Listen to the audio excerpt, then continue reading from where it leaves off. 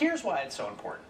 There seems to me sometimes a desire on the part of the Romney campaign and an equal desire sometimes among liberals and the Obama campaign to talk about this grand ideological battle about the size of government. That really what we're fighting about the size of government.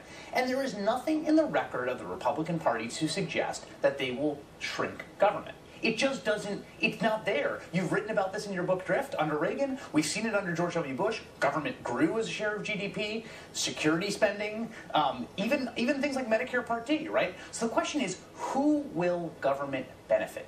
That is the question at issue in the campaign. Do not let yourself, and the reason that hypocrisy is so important, is do not let yourself get suckered into the belief that this is a battle over how big government's going to be. I don't actually think that's what's on the table. What's on the table is, are the poor going to see their Medicaid cut and the Pentagon's going to get $2 trillion, or is the balance going to be in the other direction? Right. That is what is on the table. And it's not just a false debate about the size of government. It's a false debate about whether or not government works. The thing that I thought was important last night about Biden, and the reason that we cut that soundbite as long as we did there so you can hear what Biden says, is that he doesn't just say, you're a hypocrite, you wanted this money. He says, you wanted this money because, as you argued to me, this spending works. It would work in your district. If you believe it would work in your district, how can you argue that it wouldn't work in the country? And as you argued back in 2002 when you got up in the well of the House and made an impassioned argument for Keynesian stimulus when it was a stimulus plan being put by George W. Bush, and when you voted for $700 billion in stimulus, $700 billion in stimulus, which was the Republican stimulus package that was that was voted on by the Republicans in the House in parallel to the actual Recovery Act.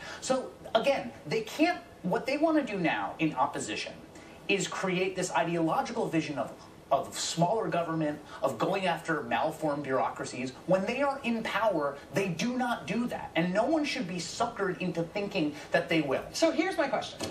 When it comes to smaller government and malformed bureaucracies, what you get from the Democrats is arguments against all of those things. You get this argument from the Democrats saying, we are also against all of those sorts of things. We are just interested in reforming things in a more compassionate way. So they're still arguing the Republicans' line on this, even though they're pursuing policies that are more defensively distributed. And yes, and what I thought was important was that Joe Biden defended the stimulus last night in that moment. And people should read Michael Grunwald's New Deal, which I've talked about before on air, because he lays out, in some ways, what Joe Biden did in overseeing that stimulus spending. It wasn't some petty, trivial undertaking. It was actually really remarkable. And in fact, they lived up to, despite all the Solyndra demagoguery that has come from Paul Ryan and Mitt Romney, they lived up to an incredibly high standard in terms of the efficiency and prudence of spending that much money in that period of time. It was, in some ways, a great testament to effective bureaucratic deployment. It was a great testament to government doing what it should do. And that story has remained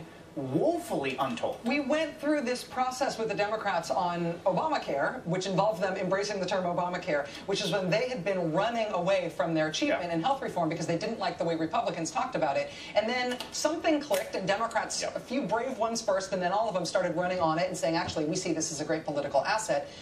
Are we due for that with the stimulus, too?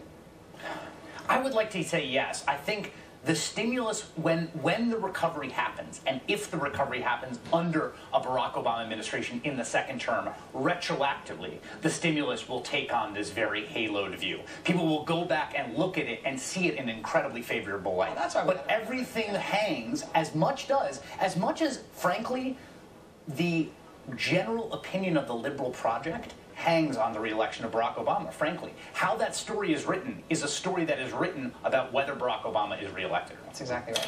You're very smart. Chris Hayes, the host of MSNBC's Weekend Morning Show, Up with Chris Hayes, which is going to